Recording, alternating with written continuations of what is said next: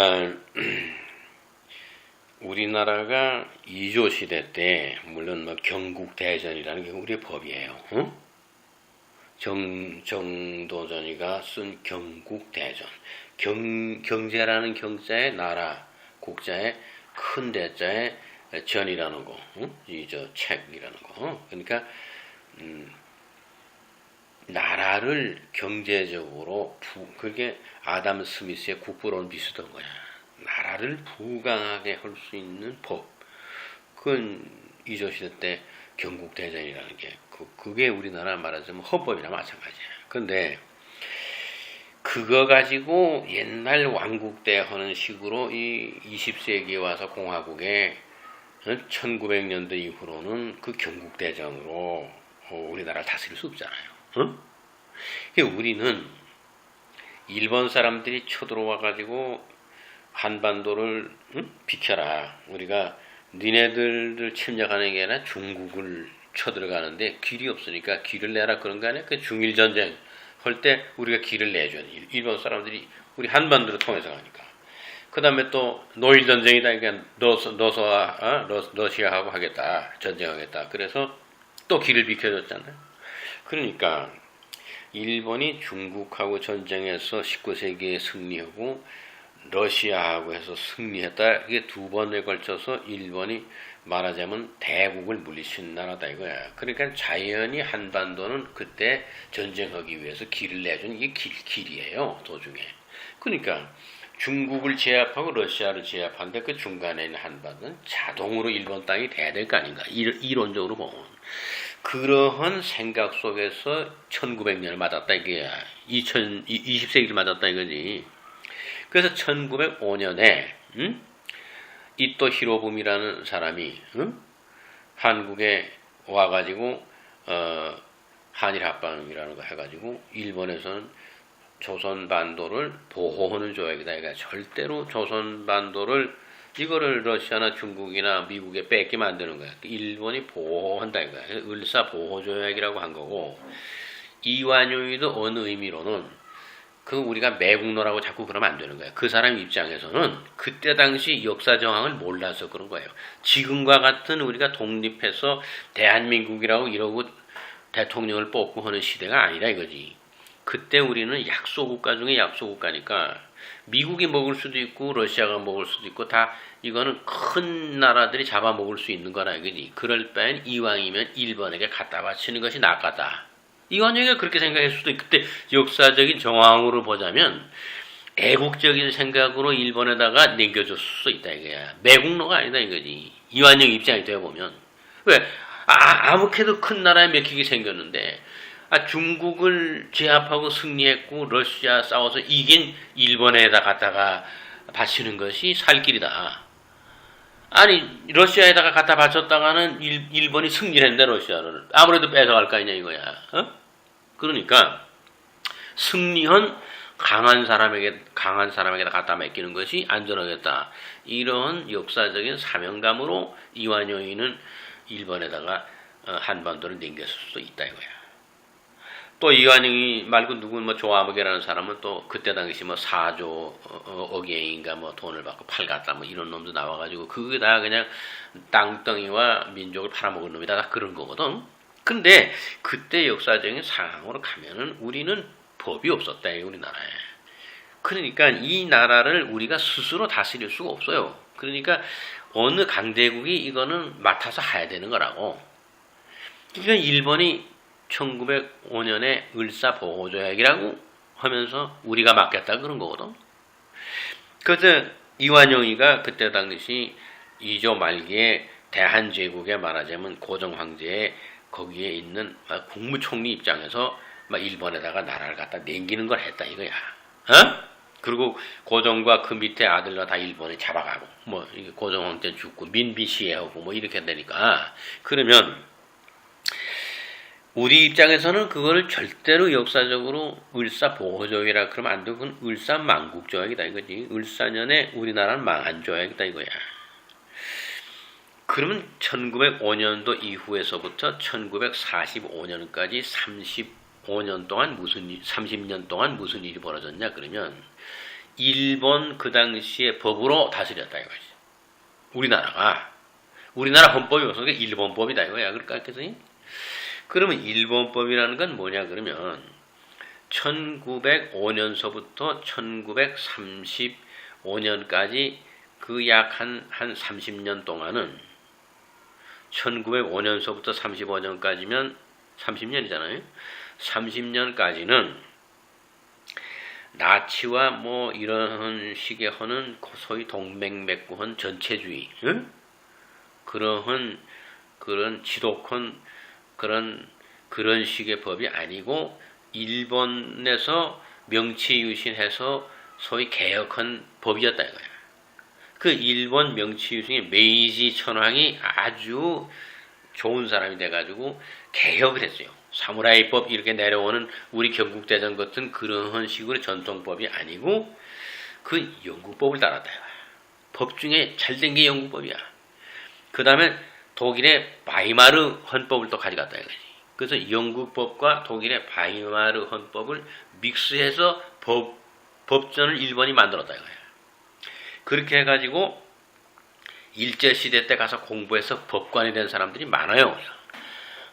그게 이제 우리 대법원장하고 했던 사람이 장경근이고 그런데 그 일본 시대 때 와세다 대학에 가서 공부해서 법을 한 사람 많고 동경 제국대학에는 그때 식민지 사람은 안 받았어요. 일본 사람만 받았다고. 제국대학에는 못 들어가. 근데 와세다 대학에는 갈 수 있었다 이거지. 그럼 와세다 대학에 가가지고 법을 공부한 사람들이 많아요. 그 법은 뭐냐 그러면 일본에서 명치유신이 돼가지고 유럽에서부터 제도를 수입하는 중에 법제도, 행정제도, 군사조직 이런 거를 다 프랑스, 독일, 이태리, 영국 이런 데 가서 보고 다 수입했다고요. 응? 그래서 제일 먼저 수입한 게 무기지. 총 쏘는 거. 그러니까 우리는 창과 활 갖고 할 때 일본 놈들 총 갖고 덤비니까 그건 뭐 우리가 싸움에서 지잖아요. 응? 그러니까 서양의 발전된 무기로 무장을 하고 서양의 민주화에 거의 된 좋은 법, 사회를 공명정대하게 이끌어갈 수 있는 법, 그 영국법과 바이마르 공화국법 이걸 두 개를 믹스해서 일본법이라는 걸 만들어가지고 일본 그 제도를 해서 우리처럼 그 고시 제도를 만들어가지고 그 고시에 합격한 사람들이 법관이 돼가지고 응? 재판을 하고 뭐 하려고 법원을 세우고 했단 말이야.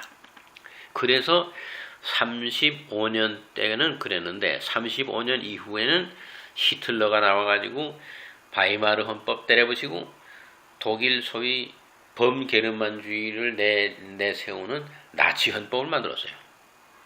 그거는 완전히 히데키 도조가 그대로 복사해다가 완전히 독일식대로 하는 거야. 그래서 나치 법전을 가져다가 일본이 한 것은 1941년 동맹 맺고 난 이후서부터다 이거야. 그러면 1941년서부터 1945년 일본에 손들 때까지는 아주 독일식대로 하는 식법을 우리나라에 적용했다 이거지. 응? 그래서 창씨 개명하고 막 이렇게 한 것이 독일이 유태인 놈들 압박하듯이 그런 식으로 해가지고 그걸 딱 제도화하고 법화해가지고 응? 게르만주의를 위해서는 할 수 없다 이거야. 이런 법이다. 그래서 강한 법을 만들어가지고 그 법에 저촉되면 무조건 그거는 감옥행이고 강제수용소에 보내고 그런 식으로 일본도 그렇게 했다 이거야. 그걸 가져다가 그래가지고 1945년이 돼서 2차 대전이 끝나가지고 해방되잖아요. 그랬을 때 제일 먼저 이런 법은 안 되겠다 하고 물리친 거는 일본의 그 전체주의 법이다 이거야. 나치식 그거 하는 그건 안 되겠다 한 거야. 그렇지 않겠어요? 그 이승만 박사가 해방되고 나서 1948년도에 대한민국이라는 걸 건립을 하고 초대 대통령이 됐을 때 무슨 법으로 그럼 다스리냐 이거야. 헌법을 제정해야 될 거 아니야? 그것이 국회 합창단에서 밤낮 차는 7월 17일 제헌절이거든. 헌법을 만드는 것을 기념하는 거거든. 그 헌법에 의해서 국회의원들을 처음 뽑지 않았나 이거야. 그러면 생각해봐라 이거야. 나치가 정권 잡아가지고도 적어도 4, 5년은 그 법을 공부해가지고 바이마르 헌법이니 뭐니 다 공부해가지고 자기네 법을 만드는데 적어도 몇 년 시간이 걸렸다고. 응? 그런데 일본도 마찬가지다. 기존 있는 법제도를 다 그거를 자기네들 법을 바꾸는데 시간이 걸렸다고요. 근데 우리는 1945년에 해방돼가지고 미국이 신탁 통치하겠다 그랬어요. 우리나라 법이 없으니까 무법천지가 되거든. 그러니까 막 암살하고 막 그랬다고. 암살한 놈 뭐 감옥에 넣을 수도 있어. 법이 없으니까. 어? 그러니 뭐 유명한 사람들 그냥 뻥뻥뻥뻥 쏘 김구구 뭐 이게 다 쏴 죽이고 그러고도 그 암살범이 그냥 버젓이 길거리 돌아다녀도 그놈을 잡아서 집어넣고 처형하는 법이 없다 이런 얘기야. 무법천지가 되니까 미국이 신탁 통치하겠다는 얘기는 미국 법으로 한국을 다스리겠다 그런 거 아니야. 그거를 신탁 통치 결사 반대 얘기한 건 그때는 미국이 그 한반도를 통치하겠다는 이유가 있었어요. 왜 있었냐 그러면 일본을 그렇게 하니까. 일본이 패전국이다 보니까 일본은 미국 법을 하는 거예요. 메가다가 일본의 대통령이야. 에? 천황은 붙들려가고 최고 권력자가 메가다 장군이야. 그런데 한반도가 일본의 식민지를 30몇 년 했어요. 그래서 해방돼서 일본이 그 조건이 뭐냐 그러면 너는 일본이 패배하게 되면 네 본토 원래 있었던 네 땅으로 가고 그 서민이 태평양에 가진 거 다 내놔라 그렇게 된 거거든. 그래서 한반도 내놨는데 그 한반도 법이 없잖아요. 없으니까 조그만 섬에 뭐 괌이나 그런 데는 몇 명 살지 않으니까 그건 미국 법대로 그냥 그렇게 하면 되는데 한반도는 그때 당시 3천만 결에 뭐 밤낮 그러는데 그 3천만을 무슨 법으로 다스리냐고. 그러니까 미국이 일본을 자기네들이 군정하고 있으니까 그 같은 범주로 한반도도 원래 일본 땅이었으니까 우리가 통치하겠다 그런 거 아니야? 그때 당시 소련은 권한이 없었어요. 왜냐하면 선전포고 한 지가 일주일밖에 안 됐으니까 피도 안 흘렸어요. 미국에 숱한 사람 죽었어요. 나 오키나와 상륙하면서 그러고 이오지마에서 그러고 그냥 무지무지하게 필리핀에서 그러고 죽었어요. 그렇기 때문에 미국이 그 당시 권한이 있었어요. 근데 우리가 신탁 통치 반대 안 하고 가만히 있었으면 미국이 한반도 전체를 통치해도 소련이 압록강 못 넘어오는 거야 그때. 에? 근데 우리가 뭐 잘났다고 해가지고 신탁 통치 결사반대하고 난리치고 하니까 소련 놈들이 그런 극렬분자들을 돈 주고 샀어요. 거기서 다 김일성이 그런 거야. 그래가지고 소련 말 듣게 자꾸 만들어가지고 그래서 남북이 반대, 미국이 온통 통치하게 해버렸으면 되는 거예요. 그런데 우리가 막 반대 이러고 반미, 그렇게 막 신탁 통치 반대하는 건 반미 운동이지. 반미 운동하는 거 죽여가지고 공산주의 하는 소련 놈들이 거기에 똑똑한 놈들은 다 잡아다 훈련시켜가지고 그렇게 하니까 결론적으로는 한반도가 다 공산주의화 되는 걸 막으려니까 절반을 가르는 수밖에 없은 거예요. 그 제일 좋은 게 딱 보는 게 지형적으로 38선이야. 그 38선 딱 해가지고 이남 우리 거고 그러면 이북은 니들 거다 이렇게 해서 얄타 협정에서 스탈린하고 다 해서 그렇게 한 거야. 그 대신에 뭐 군소리 말자 이거야. 그럼 또 이남은 그 절반만은 미국이 군정하겠다 그런 거지. 근데 막 그 결사 반대했어요. 이러한 와중에서 3년이나 세월이 갔을 때 법 공부할 사람은 아무도 없었어. 그잖아? 그 와중에서 누가 법을 공부해? 없었어요. 그래가지고 이승만 박사가 정부를 수립하고 나니까 법이 어느 법만 살아있냐 하게 되면은 일본이 나치법 가졌다 하는 그 법만 남아있거든. 응? 그러니까 그건 안 된다고 할 거 아니야. 그거. 안 되니까 그때 당시 그 법을 가지고 다스렸던 중에 제일 막강한 일본에서 공부한 장경근이가 있었어요. 장경근이가 밤을 새면서 법전을 새로 만들었어요. 한두 달 사이에. 근데 그러면 일본에서 나치식대로 하는 그 끔찍한 법대로는 안 되니까 그러면 미국이 통치하려는 미국법을 하려니까 미국은 이거는 우리나라보다 큰 우리나라 수십 배 되는 것이 그게 한 주가 돼가지고 그런 게 막 여러 개 있어가지고는 지방자치제야. 그거는 미국 대통령이 마음대로 못하는 거예요. 캘리포니아 주지사 슈바르츠 아니고 그건 지 마음대로 하는 거라고. 그 지역에서는 대통령이라니까. 그런 식으로 해서 경기도 도지사가 지멋대로 하고 경상도 도지사 지멋대로 하는 법을 했다가는 이승만 박사가 도대체 정치를 할 수가 없어요. 그렇게 되면. 그러잖아? 그러니까 미국 법은 안 된다. 그러니까 미국 법은 이승만 박사 잘 알아. 미국에서 공부했으니까. 그러니까 장경근이에게 당신 미국 법은 원래가 안 맞는 거니까 그 미국 법을 직수변을 하지 마라 하니까 유럽법을 가져오는 수밖에 없는데 바이마르 헌법밖에 없어요. 어? 그래서 일본 놈들이 바이마르 헌법을 완전히 100% 일본말로 번역을 해놨어요. 그 장경근이 실력으로 뭐 독일어나 불어나 영어로 뭐 법전을 막 읽어낼 게 아니니까 일본말로 되어 있는 일본법이 아닌 거는 바이마르 법전밖에 없다고. 그래서 바이마르 법전을 그대로 우리 법에다 옮겨서 끼워 맞춘 거라. 이게 우리 법이라는 게 그런 거라.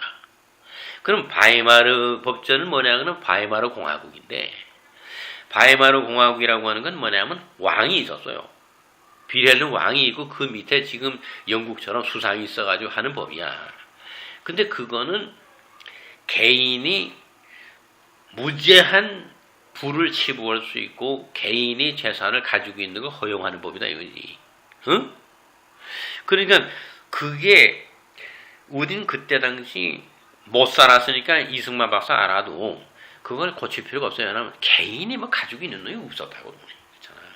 그리고 엄밀히 따지면 개인 중에 돈 제일 많이 가질 수 있는 사람이 이 박사야, 이승만이야. 그런데 뭐 바이마르 법전에서 그 조항을 바꾼다 하는 얘기는 내 그 재산을 제한한다는 얘기밖에 안 되는 거예요. 그때 이승만 박사 외에 다른 사람이 돈 있는 사람이 있어 없지, 그렇잖아요. 다 못 살았는데.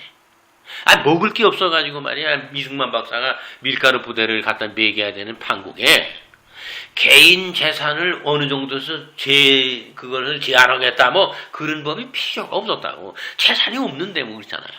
어?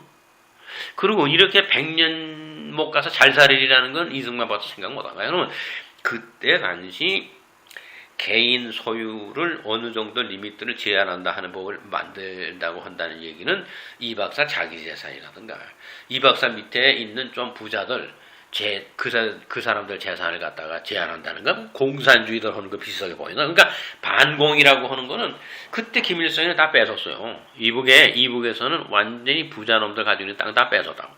응? 근데 그 비슷하게 뺏지는 않지만은 개인 사유 재산을 어느 정도 제한하겠다 하게 되면 공산주의로 오해받을 입장이 됐다고. 재산도 없는데 뭐 그걸 제한한다니까. 그러니까 이승만 박사는 반공정신을 한다 하니까 사유 재산은 제한한다는 소리를 못해요. 그게 공산주의로 오해받을까봐. 그렇지 않겠어요? 그러니까 어떻게 됐냐면 바이마르 헌법에서 가장 중요한 사유재산을 무제한 허용한다 하는 것을 그대로 놔두고 우리가 발전했다 이거지. 그러다 보니까 어떻게 됐냐 하게 되면 박정희 대통령에서 5.16 해가지고 수출해서 돈을 좀 벌기 시작했어요. 그래서 돈 많은 놈들이 무제한 돈을 갖고 있는 걸 법적으로 제한하는 게 없었다고. 우리 헌법이 그렇게 되어 있으니까. 그러나 일본은 이미 미국에서 해가지고 일본이 미국하고 평화조약을 맺고 다시금 일본 천황이 와가지고 자기네들이 주권을 되찾아서 한 건 6.25 이후라고. 우리 6.25가 득복이 그거예요. 만약 6.25 전쟁이 안 났으면 미국이 계속 군정하는 거지, 일본을.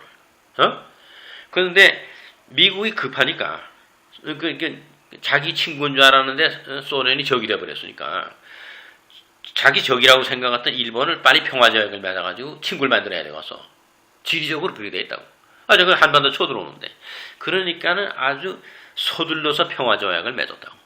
그러니까 맺으니까 어떻게 되냐면 일본 네 법은 니들 알아서 하고, 빨리 주권을 찾아가지고 우리하고 1대1이 돼가지고 저 전쟁 저거 막자 이렇게 된 거거든. 그러니까 그 틈새에 일본 사람들은 자기 마음대로 법을 만들 수 있는 그러한 그 자유로운 그러한 여건이 벌어졌다 이거예요.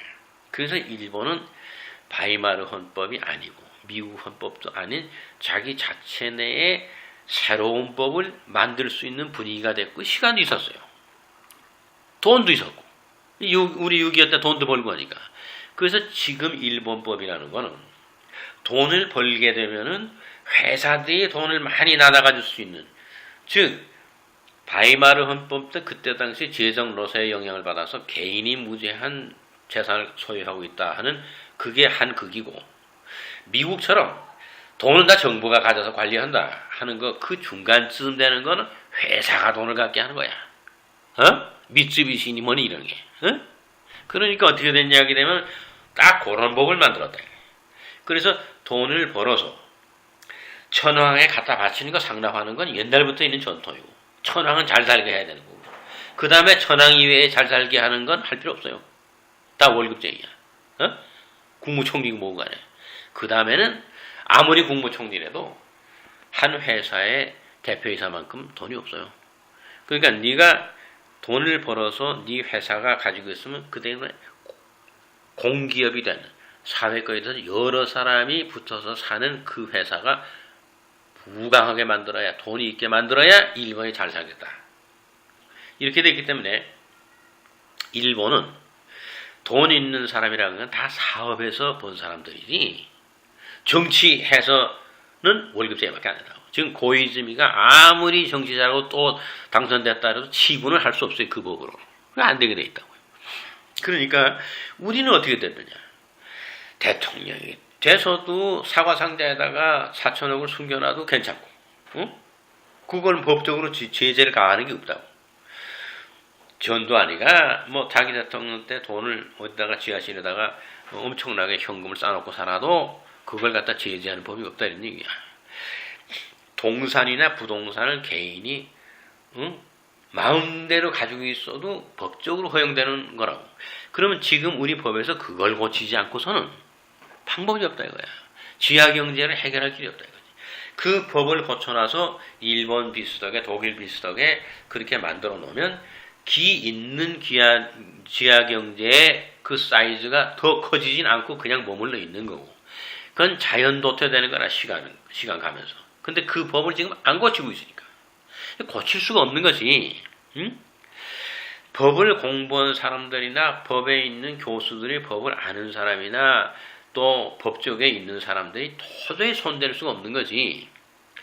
정치적인 세력과 돈 있는 세력이 그 법을 고치게끔 여건을 허락을 안 한다. 그렇게 되면 자기네들 재산 다 내놔야 되니까. 어? 그러니까 이거는 이 상태로 계속 가는 거예요. 계속 가면은 지하경제는 자꾸 늘어나는 거고 개인이 돈을 가지고 지상천국 노릇하는 건 이 하늘 아래에서 우리나라밖에 없어요. 그리고 아주 못 사는 나라. 응? 그 아주 못 사는 나라가 잘 살게 돼가지고서 우리 법대로 하게 되면 우리나라처럼 되는 거야. 독일이나 일본처럼은 못 돼요. 그러니까 지하경제가 거대하게 있는 데서 올라와 있는 빙산의 일각에 있는 이거 가지고 지금 잘 사는 거야. 그럼 왜 그렇게 살아요? 우리나라는 지하경제에 어마어마한 돈이 있어요. 응? 지금 삼성이 돈을 벌었다, SK가 벌었다, LG가 벌었다 그래서 공식적으로 집계해서 우리나라가 돈이 얼마 있다 하는 거는 빙산의 일각이다 이거지. 그거에 수십 배 되는 사이즈는 눈에 안 보이는 지하경제로 들어가 있다. 이게 문제다 이거지. 응? 이게 소위 말하는 유휴자금이고 노는 돈이고 이게 그냥 무슨 그런 붐을 일으키는 데 쓰이는 돈이라고. 어? 이 돈이 그냥 아파트 가면 아파트 붐이 생기고 이 돈이 그냥 증권으로 쏠리면 증권 붐이 생기고 이런 나라가 없다는 얘기지. 응? 미국은 정부에서 돈을 가지고 관장하기 때문에 이런 일이 안 일어나고 정부에서 하지 않으면. 그러니까 무슨 얘기냐 그러면 어째서 이라크에 돈 썼다고 해서 올리안스가 물바다가 되냐 이거지. 응? 지하경제가 있으면 그렇게 안 되는 거예요. 그렇잖아. 다 거기서 알아서 투기꾼 놈의 새끼들이 그냥 거기다 해서 말아 땅 해서 돈 벌게 만드는 우리나라 시스템 같이 돼 있으면 뉴올리안스 물바다가 안 돼. 그럼 벌써 개발이 됐지 옛날에. 그 지하경제 돈이 있으면. 근데 국가에서 돈을 쓰지 않으니까 그러니까 무슨 불평이 나오냐 그러면 부시 대통령에다 불만하는 거지. 왜 이라크 전쟁하는 대로 돈을 가져가가지고 뉴올리안스를 개발 안 해서 이렇게 됐느냐. 그 얘기 속에서 읽을 수 있는 건 지하경제가 없다는 거지. 응? 아니 부시 대통령이 무슨 짓거리 하든 간에 이라크에다 돈을 쏟든 어디다가 아프간에다 쏟든 간에 우리는 여기서 투기하는 놈들이 지하경제에 있는 놈들이 그거 뚝 제방 고치고 그 아래다 땅 해서 붐 일으키면 아파트 올려서 지으면 돈 번다 하면 벌써 자기네들끼리 그 문제 해결했을 거 아니냐 이거야. 근데 그런 지하경제가 미국에는 허용이 안 되는 데다 보니까 일일이 정부에서 돈을 몇 천억을 쏟아붓지 않으면 안 되는 거거든. 일본은 또 구조가 어떻게 돼 있냐 하게 되면 일본에서 돈 제일 많이 가지고 있는 데가 마사회예요. 그 경마하는데. 우리나라도 그 일본 거 복사에다가 일본에서 돈 많이 버는 거 알고 마사회에서 우리나라도 마사회 돈 많아. 어? 또 로또 독일에서 로또가 돈 많으니까 그거 들여다가 국민은행에서 해가지고 지금 로또 돈이 많아. 야 이런 게 뭐냐 그렇게 되면은 사실은 불로소득이라고. 어? 마사회에서 말 달리고 하는데 그럼 일본도 만약에 경제적으로 지금 비경제적인 방법으로 돈 벌어서 돈이 모아 있는 데가 그런 데라고. 마사회니 뭐 이런 거, 로또니 이런 거라 이거야. 응? 가만히 있는데 일 안 하고 그냥 그런 기대에 부응해서 내가 한탕 딸 것이다 해서 복권을 막 사는 이 심리를 이용해가지고 그냥 돈만 그냥 걷어들이는 게 아니라 참 무의도시 그런 방법이 그거라고. 응? 그러면 일본이 그런 대로 무슨 얘기냐면 다 일본도 그런 골마 터진 데가 있고 다 하지만서도 그 비리가 있고 하지만서도 그래도 일본은 건전한 거는 회사나 기업체가 돈을 갖고 있기 때문에 그 기업체에서 수만 명이 먹고 사는 사람들이 다 기업체에서 해결해 준다고. 정부에서 해결하겠잖아요. 그래서 일본 경제라고 하는 거는 거의 일본 경제를 이끌고 나가는 거는 거대한 그 기업의 그 스트럭처가, 기업의 구조가 일본 경제를 이끌고 나가는 거고, 미국은 정치 구조, 정치 판도가 미국의 경제 움직이는 거고, 우리나라는 개인 경제 구조가 이끌고 나가는 거다 이거야. 그렇기 때문에 당신이 이제 말한 대로 부동산 대책을 수백 번 하더라도 나라에서 뭐 돈이 있어야지. 회사는 됐다 부도만 나는 건 말이야. 어? 그럼 이런 놈의 나라가 없어요. 돈 잔뜩 벌었는데 그냥 부도 처리하고, 왜? 내가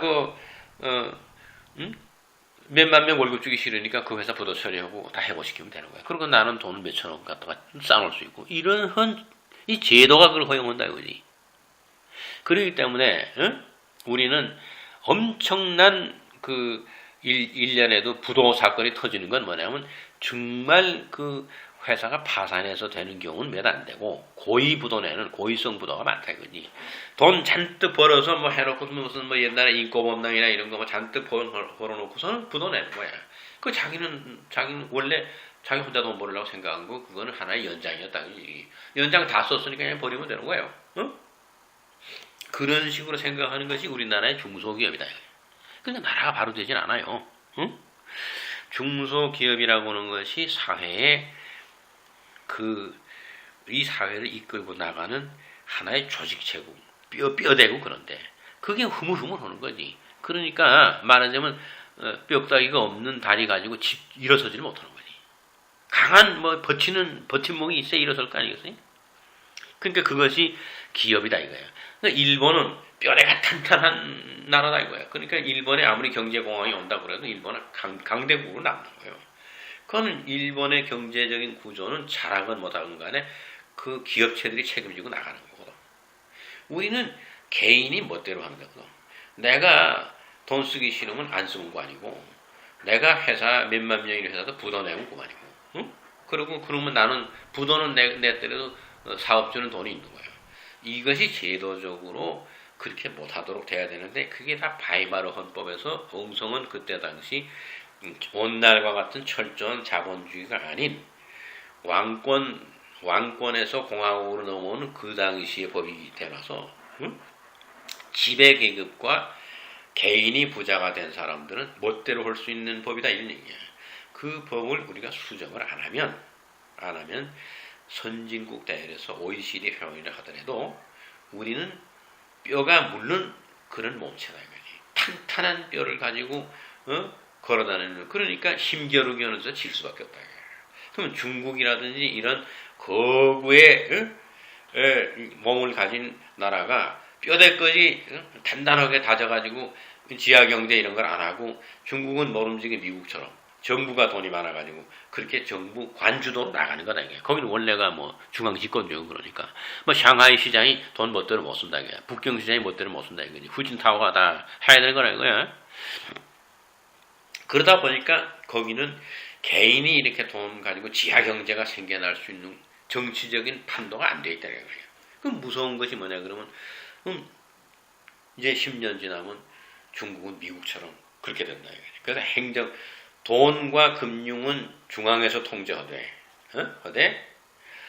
행정과 이건 분산시킨다 이거지. 그럼 미국의 부시 대통령은 각 주지사한테 행정적인 권한은 하나도 없어요. 법과 사법권과 행정권은 그건 독자적으로 주지사에게 있다고. 그러나 돈은 중앙정부에서 관리하는 거예요. 이라크 전쟁에 1년에 700억 불을 써야 되겠다 해서 그 상원 하원에서 국회에서 통과되면 각 주지사가 아무 말 못하는 거예요. 주에서 번 돈 내놔야 되는 거예요.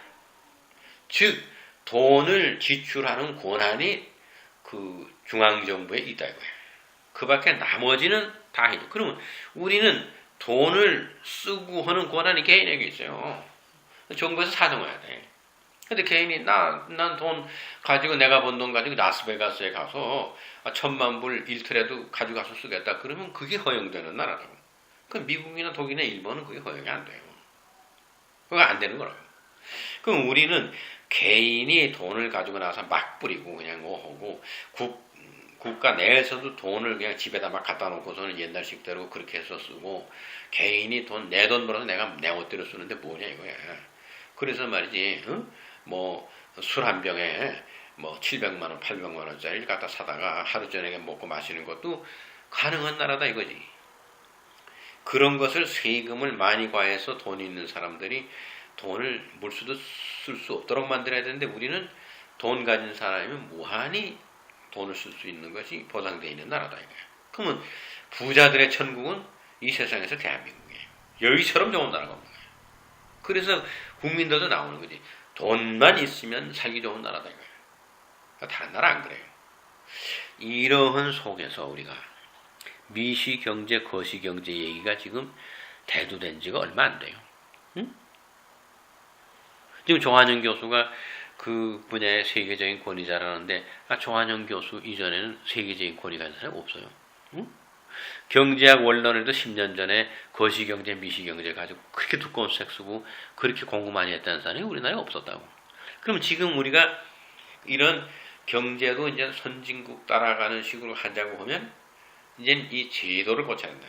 그래서 개인이 무한히 치부할 수 있고 내가 번 돈을 내가 마음대로 쓸 수 있다 하는 이 여기다가 고삐를 매야 되고 법으로 그렇게 못하도록 해야 되고 적어도 일본이나 독일처럼 중류층들이 돈이 많아가지고 그 중류층들이 돈을 또 써도 규모 있게 쓸 수 있는 무슨 법 제정이 있지 않으면 우리나라는 앞으로 세계 경제에서 살아남기 어렵다. 왜냐하게 되면 우리나라만 못한 후진국들이 지금 좋은 법을 만들어가지고 계속 올라온다 이거예요. 우리가 지금 선두를 달린다는 거 하나는 기술 개발밖에 없어요. 삼성전자에서 나노를 개발해서 첨단을 달린다 한데 그거 잘하면 뭐냐고. 경제 구조가 지금 이렇게 뼈 없는 흐물흐물한 이러한 스트럭처 가지고 아무리 기술 개발하고 머리가 아무리 좋아도 우리가 튼튼하게 짚고 일어날 수 없다 이거지. 즉 다리 저는 그런 몸, 또 팔에 힘이 빠진 몸, 이 머리만 좋아가지고 우리 사지의 힘을 다른 사람에게다가 의존하지 않으면 안 되는 우리 경제가 휠체어 타고 다녀야 되고 이런 경제가 돼서는 국제 경제가 살아남지 못한다. 우리 머리는 다른 데서 가져간다. 그렇기 때문에 당신이 사명감을 가지고 경제 공부를 하고 그 중에서도 제일 낙후된 게 금융이라고 내가 얘기하는 거예요. 돈을 벌면 뭐하냐 이거지. 돈을 관리하는 법을 배워야 되지. 그래서 지금 오늘 우리가 돈이 100만 원이 우리 가게에 있느냐 없느냐, 추석 때 떡값이 있어서 좋은 떡을 사 먹고 잘 하느냐 그게 중요한 게 아니라 정신적으로 우리는 아주 풍요로운 한가위를 보낸다. 왜냐하면 지금 나라의 경제를 근심하고 사회를 근심하고 또 우리 개인의 어떤 경제적인 여건도 우리가 근심하고 이것은 축복받을 일이다. 우리가 비록 의식주 생활에서는 가진 게 없지만 정신적인 그 분야에서는 풍요롭다. 그러면 이러면 곧 이제 기다리고 있는 것이 뭐냐 그러면 우리의 물질적인 문제, 경제적인 문제는 해결이 된다. 우리가 사치하고 필요 이상 치부하려고 하는 생각을 갖지 않는 한 이거는 하나님이 우리에게 허용하실 것이다. 자, 이게 뭐 또 무슨 그 강의 아닌 강의를 했는데 이만합시다. 그래.